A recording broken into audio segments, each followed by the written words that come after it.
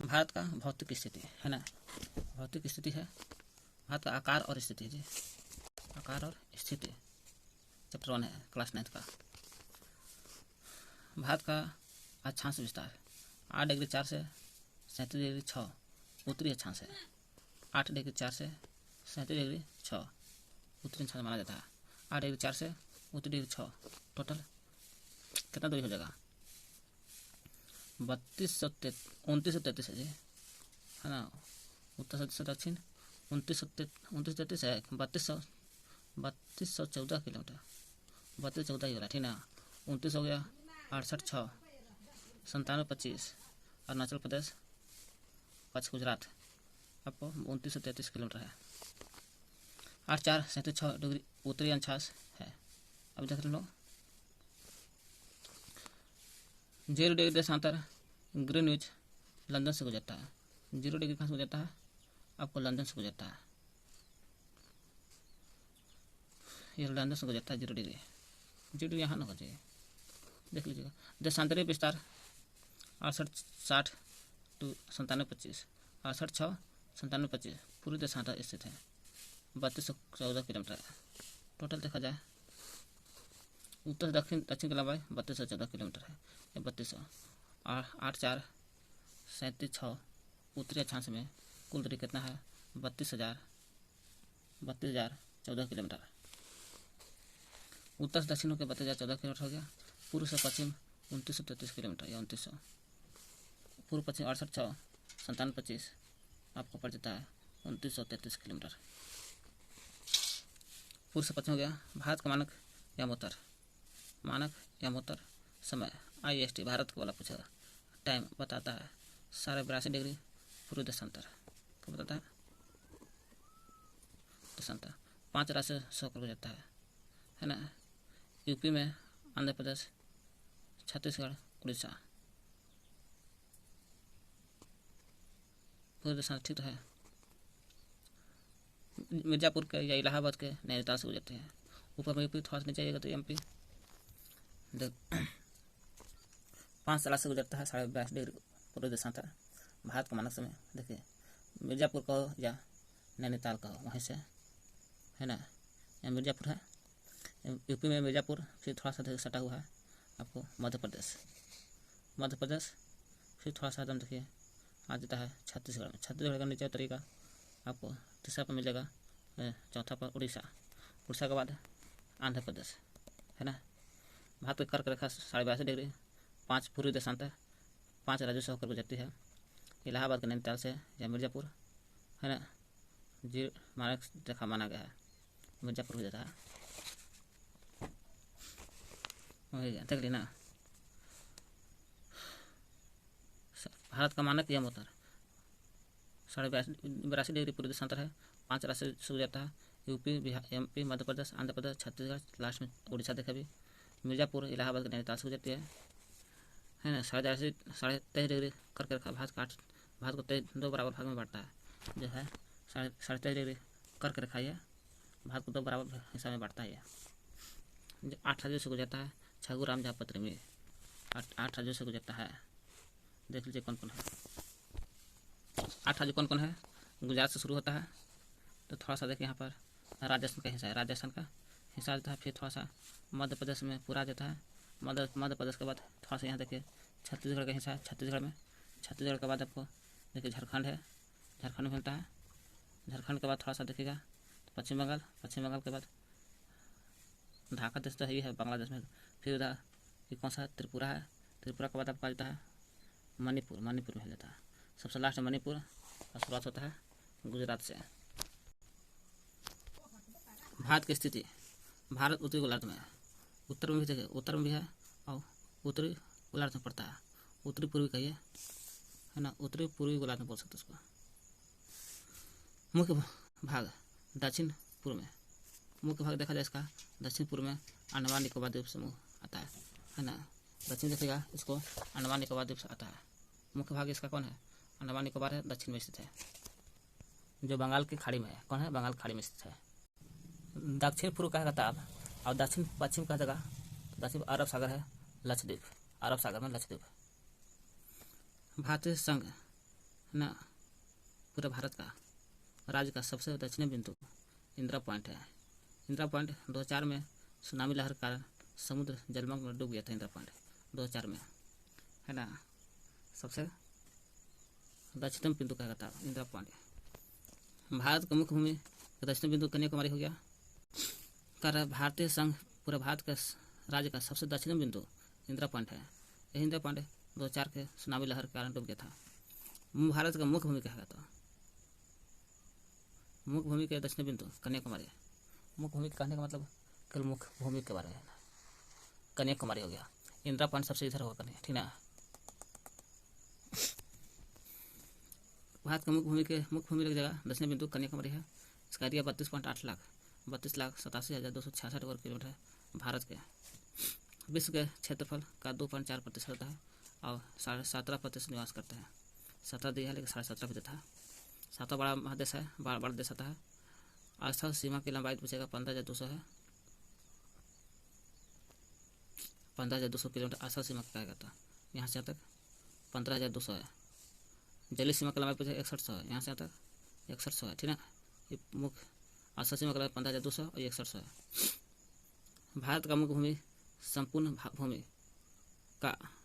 भूमि अंडमान निकोबार सहित लक्षद्वीप से मिला दिया जाए 75,716.6 किलोमीटर है ना। सब दोनों मिला दिया जाए, देखिए ये एरिया है आपको 6100 किलोमीटर है। देखिए मुख्य भूमि को मिला दिया जाए इधर अंडमान निकोबार लक्षद्वीप को तो 7516.5 किलोमीटर है ना। वही भारत का मुख्य भूमि 6100 किलोमीटर है। संपूर्ण भूमि मिला दिया जाए अंडमान निकोबार लक्षद्वीप सहित 7516.6 किलोमीटर है। समुद्री तटरेखा अंडमान निकोबार प्लस लक्षद्वीप के साथ 7516.6 किलोमीटर हो गया। अभी देखें दोनों के हैं। उत्तर पश्चिम तथा उत्तर पूर्व सीमा पर नवीन वरिष्ठ पर्वत है हिमालय। उत्तर पश्चिम, उत्तर भी है, उत्तर पूर्व में होगा जी। उत्तर पश्चिम से लेकर यहाँ से स्टार्ट होता है उत्तर पश्चिम से उत्तर पूर्व तक हिमालय पर्वत नवीन पर्वत एग्जाम्पल आता है। जब भ्रंशोत्तर पर्वत से उत्पादन हुआ तो नया बन गया था नवीन पर्वत। अक्षांश और देशांतर का विस्तार लगभग 30 डिग्री है। इसका अक्षांश देशांतर का विस्तार 30 डिग्री का अंतर होता है।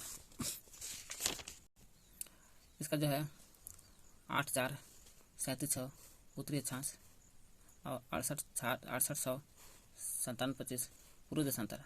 भारत में दोनों मंत्र दिखेगा घटाएगा तो हो जाएगा 30 डिग्री लगभग 29 पॉइंट कुछ था तो ही कह रहा है 30 डिग्री अंतर होता है। अक्षांश और देशांतर का विस्तार अंतर तो 30 डिग्री का अंतर होता है लगभग। फिर भी पूर्व पश्चिम का विस्तार उत्तर दक्षिण विस्तार से कम प्रतीत होता है। पूर्व पश्चिम देखोगे, पूर्व पश्चिम उत्तर दक्षिण वाला से कम है। वही कह रहा फिर भी पूर्व पश्चिम का विस्तार उत्तर दक्षिण से कम प्रतीत होता है। गुजरात से अरुणाचल प्रदेश का स्थानीय समय में 2 घंटा का अंतर होता है। क्यों? सबसे पश्चिम बिंदु गुजरात 68,600 और दक्षिणी बिंदु अरुणाचल प्रदेश वो अलांगो में 97.25 दोनों में अंतर 2 घंटा का अंतर होता है। 1 डिग्री में 4 मिनट 30 डिग्री में 120 मिनट का अंतर हो जाएगा यानी कि 2 घंटा। इसलिए 82.5 डिग्री पूर्व देशांतर रेखा को भारत का मानक यंत्र माना गया है। यूपी में मिर्जापुर नैनीताल से गुजरती है। 82.5 डिग्री पूर्व देशांतर भारत के बीच गुजरता है। अक्षांश का प्रभाव दक्षिण से उत्तर की ओर दिन रात की अवधि पर प्रभाव पड़ता है। दक्षिण से उत्तर की ओर दिन रात की अवधि पर प्रभाव पड़ता है। दक्षिण से उत्तर की ओर होता है। अक्षांश पर का प्रभाव पूछा जाता है। ये उत्तरी अक्षांश है क्योंकि यहाँ पर दिन जल्दी होता है और उत्तर की ओर थोड़ा सा दिन कम होता है तो रात होता है।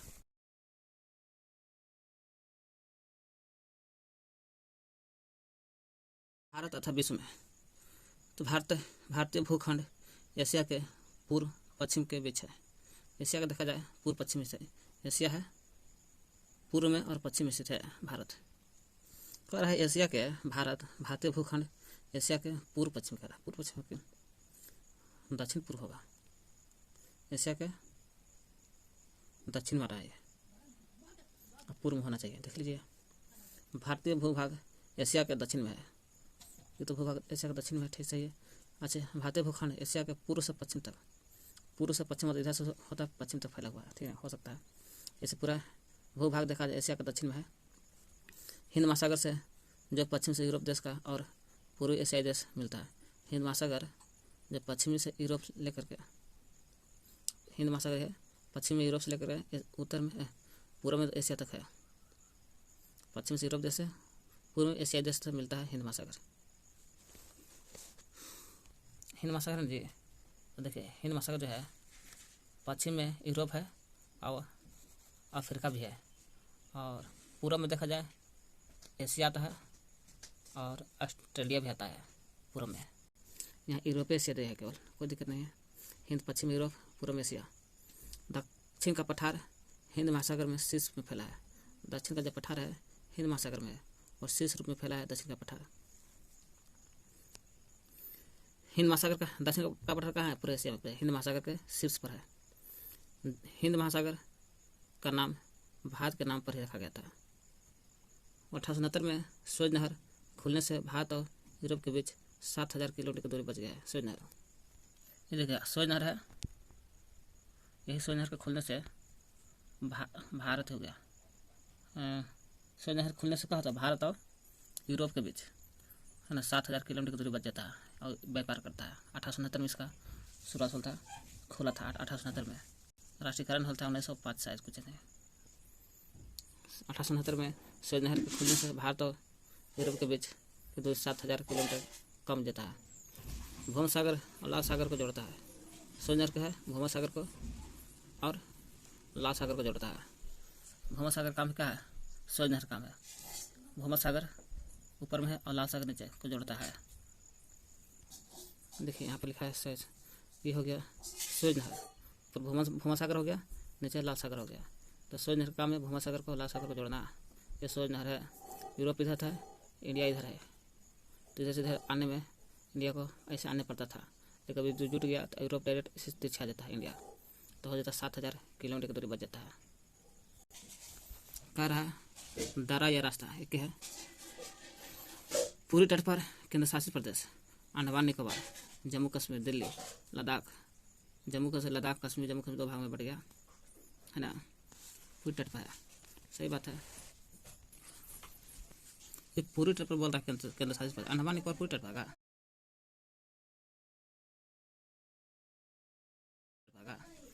दक्षिण पूर्व में आ सकता है। जम्मू कश्मीर उत्तर पश्चिम आ सकता है। दिल्ली उत्तरी में आएगा। जम्मू कश्मीर, लद्दाख और जम्मू कश्मीर 2 भाग। पश्चिमी तट पर बोल रहा है दमन दीव, दादरा नगर हवेली। दमन दीव, दादरा नगर हवेली पश्चिमी तट पर है। सबसे बड़ा राज्य राजस्थान, छोटा गोवा था। इधर देख लीजिए। MP, मध्य प्रदेश, छत्तीसगढ़, तेलंगाना 3 राज्य ऐसा है किसी दूसरे अंतर्राष्ट्रीय सीमा से नहीं सटा है ना। देखिए कोई किसी दूसरे अंतर्राष्ट्रीय में दूसरे देश से नहीं सटा है। MP अपने मध्य प्रदेश और कौन? छत्तीसगढ़ से बीच में आता है, और होता तेलंगाना है। दूसरा राज्य कभी सटा नहीं है सब है ना। झारखंड तो नहीं सटा जी है ना, झारखंड भी नहीं सटल है। और कोई है तेलंगाना? और नहीं कोई है। झारखंड भी आएगा जी। दूसरा राज्य किसी दूसरे अंतर्राष्ट्रीय सीमा से नहीं सटा है। क्या जलीय सीमा नहीं बनाता? जलीय सीमा भी नहीं बनाता है। केंद्र शासित दिल्ली होगा। एक केंद्र शासित प्रदेश है जो दिल्ली दूसरे राज्य से सीमा बनाता है। दिल्ली जलीय सीमा बनाता है, देख लीजिएगा। लद्दाख अफगानिस्तान से सटा है। लद्दाख किससे सटा है? अफगानिस्तान से। लद्दाख जो है सीधा अफगानिस्तान से सटा है लद्दाख। केंद्र शासित प्रदेश में दिल्ली जो है ना जलीय सीमा नहीं बनाता है और दूसरे देश से अंतर्राष्ट्रीय सीमा नहीं बनाता है, बाकी सब बनाता है। लद्दाख अफगानिस्तान से सटा है। 1994 से पूर्व भारत में 2 प्रकार के राज्य थे। 1994 होगा। 1994 से पहले भारत में 2 प्रकार के राज्य थे। कौन कौन? एक प्रांत, एक रियासत। देश आज़ाद होने से पहले 1994 होगा। देखिए ना, प्रांत वायसराय द्वारा नियुक्ति होता था। 1894 होगा, दोनों याद कर लीजिए। प्रांत 1894 वायसराय द्वारा नियुक्ति होता था। प्रांत अंग्रेज का शासन करता था प्रांत को। रियासत होता था, रियासत पर अधिकार शासन स्थानीय शासकों द्वारा पैतृकता के आधार पर होता था। स्थानीय शासन जो होता था रियासत पर स्थानीय शासकों द्वारा होता था। पैतृकता के माने पिता के आधार पर, राजा महाराजा आधार पर अंग्रेजी शासकों के प्रभुसत्ता मानक स्वायत्तता से किया जाता था। दक्षिण में समुद्र पार पड़ोसी 2 द्वीप है, श्रीलंका और मालदीव दक्षिण में है। भारत और श्रीलंका के बीच छोटा समुद्री रास्ता जो पाक जल संधि मन्नार खाड़ी है। भारत और श्रीलंका के बीच में छोटा पाक जल संधि और मन्नार खाड़ी है। मन्नार खाड़ी देखिए, पाक जल संधि ये हो गया और ये हो गया मन्नार खाड़ी है। लक्षद्वीप के दक्षिण में मालदीव है। लक्षद्वीप जो है ना एक दक्षिण में मालदीव आता है। लक्षद्वीप देख रहे हैं ना, लक्षद्वीप एक दक्षिण में मालदीव रहता है, ठीक ना।